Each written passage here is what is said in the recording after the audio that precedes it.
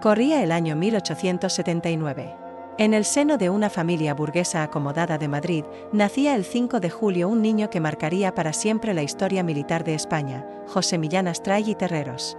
Su padre, José Millán Astray y Luján, era un reputado abogado, escritor y funcionario del Estado, una figura reconocida en los círculos literarios e intelectuales de la época. Desde muy joven, el pequeño José estuvo rodeado de libros, disciplina y un fuerte sentido del deber hacia la patria. La infancia de Millán Astray estuvo marcada por la severidad del ambiente familiar y la constante presencia del ideal patriótico. Desde temprana edad, mostró una personalidad intensa, apasionada y beligerante.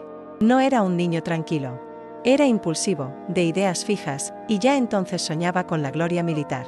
Admiraba profundamente a los héroes del pasado español, especialmente a aquellos que habían luchado por el honor de la patria en tierras lejanas. La figura de los soldados del imperio, los tercios viejos y los conquistadores, se grabó a fuego en su mente infantil. Cursó sus primeros estudios en colegios religiosos y más tarde, en instituciones académicas de prestigio en Madrid. No destacó especialmente por sus calificaciones, pero sí por su carácter vehemente, su liderazgo entre compañeros y su precoz interés por la historia militar. Su espíritu combativo, incluso en la juventud, lo llevaba con frecuencia a enfrentamientos y desafíos de autoridad, pero también le confería un aire de decisión que no pasaba desapercibido.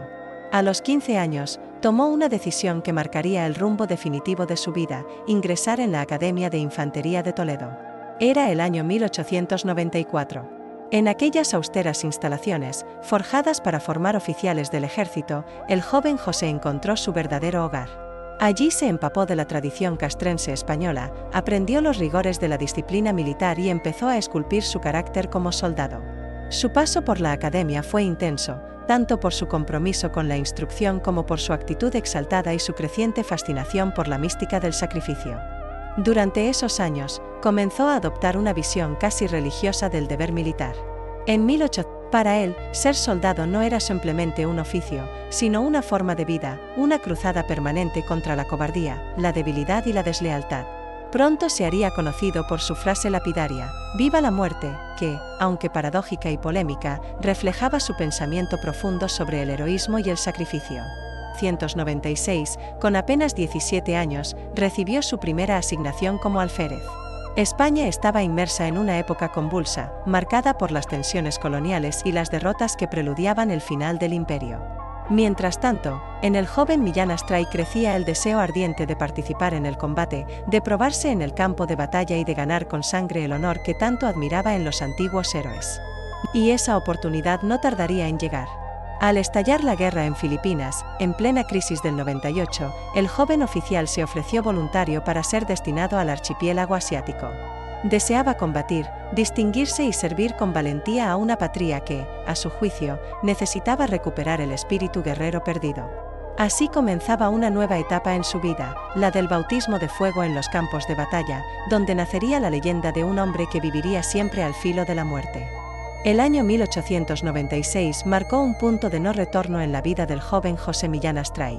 Con apenas 17 años, fue enviado como alférez a Filipinas, donde el Imperio español luchaba por mantener el control frente a la insurrección independentista filipina, liderada por figuras como Emilio Aguinaldo. Para Millán Astray, no era una guerra cualquiera, era una cruzada por el honor de España, una oportunidad para demostrar su valía en el campo de batalla. La experiencia en Filipinas fue brutal. Millán Astray se enfrentó a una guerra de guerrillas feroz, en selvas asfixiantes, bajo un sol implacable y con recursos escasos. Fue allí donde empezó a forjarse su leyenda. Participó en múltiples combates, lideró a sus hombres con arrojo y temeridad, y fue testigo directo del desmoronamiento de la última gran colonia española en Asia. Pero lejos de desanimarse, aquella derrota nacional no hizo más que endurecer su espíritu.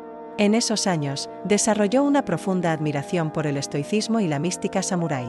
Millán Astray veía en el código Bushido una filosofía del honor, la lealtad y la aceptación de la muerte que casaba perfectamente con su visión del soldado ideal.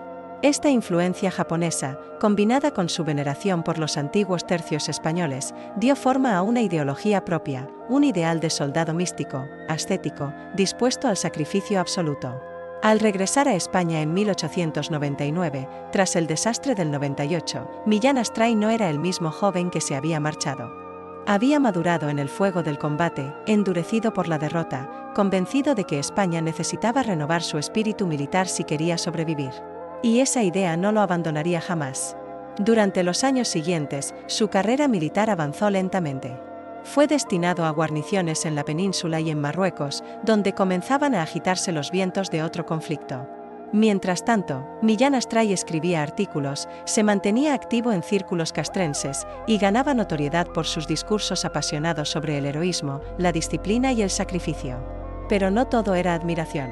Su carácter vehemente, su estilo grandilocuente y su tendencia a los gestos teatrales generaban desconfianza en algunos mandos. Le tachaban de exagerado, de fanático, incluso de desequilibrado.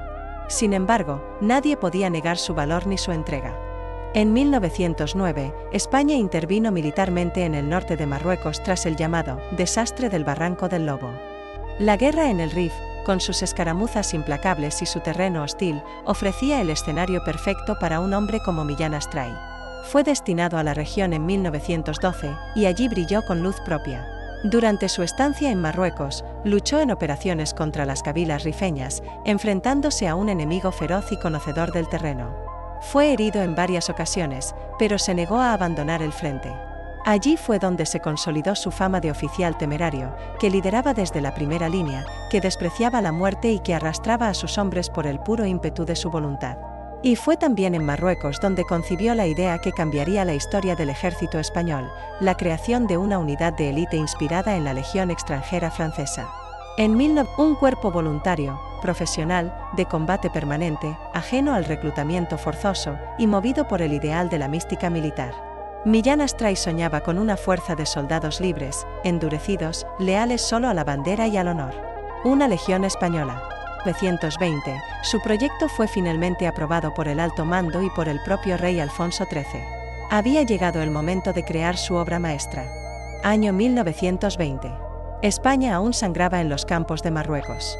La guerra del Rif había expuesto las debilidades del ejército regular, formado en gran parte por soldados reclutados a la fuerza, mal entrenados y escasamente motivados. Las derrotas se acumulaban, y el prestigio del ejército se encontraba en su punto más bajo. En medio de ese panorama sombrío, emergió con fuerza la figura de José Millán Astray. Su propuesta, considerada por muchos una locura, fue finalmente aceptada: crear un cuerpo de élite inspirado en la Legión extranjera francesa, pero adaptado al espíritu español. Un cuerpo de voluntarios profesionales, dispuestos a combatir sin reservas, sin temor y con una disciplina férrea. Así nació la Legión Española. El 28 de enero de 1920 se firmaba el Real Decreto que autorizaba su creación, bajo el nombre de Tercio de Extranjeros. Millán Astray fue designado como su primer comandante. Desde el primer momento, imprimió a la Legión su propio carácter, fanático, místico, orgulloso. Cada elemento del cuerpo fue diseñado por él: el uniforme, el entrenamiento, la jerarquía, los lemas, e incluso el espíritu casi religioso que debía impregnar la vida del legionario. El grito de guerra, «¡Viva la muerte!», resumía su filosofía. Para Millán Astray, el verdadero soldado debía despreciar la muerte, abrazarla si era necesario, y vivir con la dignidad de quien ya la ha vencido en vida. Otro de sus lemas, «Legionarios a luchar, legionarios a morir», sintetizaba ese mismo espíritu. La legión no debía ser simplemente un cuerpo militar, sino una hermandad de guerreros unidos por un ideal superior. En Ceuta, Melilla y otros puntos del norte de África, comenzaron a llegar los primeros voluntarios, veteranos, aventureros, marginados, soldados sin destino. Millán Astray los recibía con disciplina y compasión y los transformaba en soldados legendarios. Los instruía personalmente, les hablaba de gloria, de honor, de sacrificio. Les exigía valor sin límites, lealtad sin condiciones. El 20 de septiembre de 1920 se considera la fecha oficial de la fundación operativa de la Legión. Ese día, en un austero campamento de Ceuta, desfiló por primera vez el pequeño grupo de hombres que sería conocido como los Novios de la Muerte. Poco tiempo después, la Legión fue enviada al frente rifeño. Y allí, entre fuego y metralla, se forjó su leyenda. Los legionarios combatieron con fiereza inigualable. Se lanzaban al frente con una determinación suicida, recuperaban posiciones imposibles, rescataban a sus compañeros heridos bajo fuego enemigo. La figura de Millán Astray, siempre presente en las primeras líneas, los inspiraba. Era más que un comandante, era un símbolo viviente de la causa que defendían. En 1921, durante el desastre de Anduel, la legión fue clave para contener el avance de las fuerzas rifeñas. Mientras miles de soldados morían o huían en retirada, los legionarios se mantuvieron firmes. Su intervención salvó posiciones críticas y evitó una catástrofe aún mayor. A partir de ese momento, la legión adquirió un prestigio imparable, y Millán Astray se convirtió en un héroe nacional. Pero su gloria no estuvo exenta de sufrimiento personal. En 1924, durante un combate en el Rif, una ráfaga de ametralladora impactó directamente en su rostro. Perdió el ojo derecho y parte de la mandíbula. Tiempo atrás ya había perdido un brazo en combate. De aquella batalla emergió terriblemente herido, mutilado, pero no vencido. Lejos de ocultarse, volvió al frente. Con su cuerpo destrozado, convertido en una figura temible y emblemática, Millán Astray reapareció ante sus legionarios como una leyenda viviente. Su imagen, tuerto, manco, con el rostro deformado, se convirtió en un símbolo del espíritu de sacrificio que predicaba. Era el legionario supremo, el hombre que predicaba con su propia sangre. La legión, mientras tanto, continuaba creciendo. Participó en múltiples campañas en el norte de África y se convirtió en una fuerza respetada y temida, tanto por los enemigos como por sus propios aliados. El prestigio de Millán Astray crecía, pero también comenzaban a surgir tensiones, tanto dentro del ejército como en los círculos políticos. Su figura, excesiva, teatral y fanática, dividía opiniones. Para algunos, era un patriota ejemplar. Para otros, un exaltado peligroso. Pero nadie podía ignorarlo. Y mientras España se preparaba para entrar en uno de los periodos más oscuros de su historia, Millán Astray seguía fiel a su legión, a su ideal de la muerte gloriosa, y a su sueño de una España fuerte, unida y guerrera. Pero todo estaba por cambiar. La guerra civil se acercaba. La década de 1930 fue turbulenta para España. Con la proclamación de la Segunda República en 1931, el país vivía en constante tensión entre facciones políticas antagónicas. El nuevo régimen inició reformas militares que afectaron directamente a figuras como José Millán Astray. La República veía con desconfianza su perfil ultranacionalista y su devoción por la milicia como camino espiritual. Así, Millán Astray fue relegado a un segundo plano y apartado de su querida legión. Herido en su orgullo, escribió, publicó y siguió manteniéndose presente en la vida pública, siempre con un discurso radical, exaltado, patriótico. Defendía la tradición, el catolicismo, la unidad de España y una visión casi mística del deber militar. Era un personaje incómodo, incluso para algunos sectores del propio ejército. Pero él seguía fiel a sí mismo. Cuando estalló la Guerra Civil Española en julio de 1936, Millán Astray no dudó. Se unió de inmediato al bando sublevado. Aunque su estado físico ya no le permitía combatir como antaño, su influencia simbólica era enorme. Fue llamado a Madrid por el general Francisco Franco, quien lo nombró jefe de la Oficina de Prensa y Propaganda del nuevo régimen. Desde ese puesto, Millán Astray llevó adelante una campaña ideológica sin cuartel. Utilizó todos los medios posibles para glorificar a los sublevados y demonizar al enemigo. Su estilo apasionado y vehemente marcó el tono propagandístico de los primeros años de la contienda. Era un propagandista feroz, obsesionado con la unidad nacional y la destrucción de lo que él llamaba la anti-España. Fue en ese contexto cuando protagonizó uno de los episodios más polémicos de su vida, el enfrentamiento con el intelectual Miguel de Unamuno. El 12 de octubre de 1936, en el Paraninfo de la Universidad de Salamanca, Unamuno pronunció un discurso crítico y lúcido, denunciando la barbarie de la guerra y el clima de odio creciente. Millán Astray, presente entre el público, respondió de manera airada. Las versiones difieren, pero el eco de sus palabras aún resuena: muera la inteligencia, viva la muerte. Aunque él mismo intentó luego matizar o desmentir esas palabras, el daño estaba hecho. La frase lo marcó para siempre. En la memoria colectiva, quedó como símbolo de la exaltación del fanatismo sobre la razón, del militarismo ciego frente a la reflexión crítica. Pese a ello, el régimen de Franco lo mantuvo en una posición destacada. Era un icono, una reliquia viva del pasado colonial, un estandarte de la legión y del nacionalismo más feroz. Sin embargo, con el tiempo, el propio Franco comenzó a apartarlo discretamente. Su estilo histriónico, su culto personalista y su inclinación a robar protagonismo no encajaban con la imagen sobria que el dictador quería proyectar. A finales de los años 30, Millán Astray fue retirado de sus cargos más visibles. No se le humilló ni se le castigó, pero fue silenciado con elegancia. Recibió condecoraciones, honores, pero ya no se le permitió estar en el centro del poder. El propio Franco, que había sido su subordinado años antes en la Legión, comprendía el valor simbólico de Millán Astray, pero también su carácter explosivo.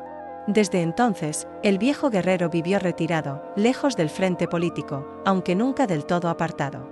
Seguía escribiendo, publicando memorias, discursos, ensayos patrióticos. Visitaba actos legionarios, arengaba a las nuevas generaciones con la voz rota pero el espíritu intacto. Era ya un hombre mayor, cargado de cicatrices, que seguía creyendo con devoción en su misión. La Legión, su gran obra, continuaba activa, ahora al servicio del régimen franquista.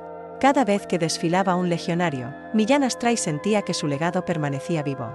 Que su idea, nacida entre el fuego y la sangre del Rif, seguía latiendo en los pechos de aquellos hombres que aún gritaban, ¡viva la muerte!, con el pecho henchido de orgullo. Y así pasó sus últimos años, entre recuerdos de gloria, homenajes oficiales, y una España transformada, pero aún marcada por la huella de su vida. La historia de José Millán Astray se acercaba a su final. Los últimos años de José Millán Astray fueron los de un hombre que ya no peleaba en los frentes de batalla, pero seguía combatiendo en el terreno de las ideas. Aunque apartado del poder real, su figura seguía siendo reverenciada por muchos. Vivía entre homenajes militares, visitas a cuarteles de la Legión y actos simbólicos donde su presencia generaba respeto, miedo o admiración, según el punto de vista. En esos escritos, hablaba de la gloria del sacrificio, de la necesidad de vivir como si la muerte fuera un privilegio. Franco, que había aprendido bajo su mando en Marruecos, no lo olvidó del todo. Su cuerpo estaba roto, pero su alma seguía siendo de acero. Hasta el final, siguió vistiendo uniforme, saludando con el brazo que le quedaba y proclamando sus lemas con orgullo. A menudo repetía su favorito, «A mí la Legión». Para muchos, Millán Astray fue un héroe, un patriota extremo, un símbolo de valor, sacrificio y lealtad a la patria. Para otros, fue el reflejo del militarismo fanático, de la exaltación irracional del sufrimiento y de la violencia al servicio de una visión autoritaria de la nación. Aunque ya no ocupaba posiciones clave, el dictador le reconocía su papel como creador de la Legión y como símbolo del espíritu combativo que tanto había influido en el ejército nacionalista. La Legión Española, su creación más íntima, continúa activa hasta el día de hoy. Creyó en una España heroica, vertical y guerrera. Y vivió, hasta el último aliento, como un legionario. Su espíritu, sus rituales, su código de honor, aún reflejan la huella indeleble que dejó su fundador. Cada vez que un legionario canta el himno, El novio de la muerte, la sombra de Millán Astray vuelve a hacerse presente. Pero el régimen avanzaba hacia una etapa más institucional, más pragmática, y figuras como Millán Astray resultaban cada vez más anacrónicas. Para él, la Legión no era solo una unidad militar, sino un ideal de vida. A pesar de su aspecto físico deteriorado, manco, tuerto, con el rostro deformado y la voz quebrada, Millán Astray conservaba intacta su vehemencia. Su mirada seguía ardiendo con la misma pasión que en los días de Ceuta, y su voz, aunque menos potente, aún vibraba cuando hablaba de España, del honor, de la muerte. Nunca renegó de sus ideas. Nunca se arrepintió de nada. Murió en paz, en su casa, rodeado de símbolos legionarios. No en el campo de batalla, como había soñado, pero sí con la convicción de haber cumplido con su destino. Su entierro fue solemne, marcado por los honores militares y la presencia de altos mandos. La Legión entera lo lloró como a un padre. Publicó textos patrióticos, artículos encendidos, y mantuvo una actividad epistolar constante con antiguos compañeros, soldados y oficiales. Recibió múltiples condecoraciones del régimen franquista. El tiempo pasaba. Y el viejo legionario, curtido en 1000 combates, fue envejeciendo rodeado de recuerdos. El 1 de enero de 1954, en Madrid, José Millán Astray falleció a los 75 años. En su tumba se inscribieron las palabras que él mismo había elegido, fundador de la Legión. Caballero mutilado glorioso, soldado de España. Tras su muerte, el debate sobre su figura no cesó. Pero más allá de la controversia, lo cierto es que su legado perdura. Su vida fue una marcha permanente hacia el abismo, sin miedo, sin pausa, con los ojos puestos en la muerte como compañera y destino. Así terminó la historia de José Millán Astray, el hombre que convirtió la muerte en un credo y la guerra en un altar.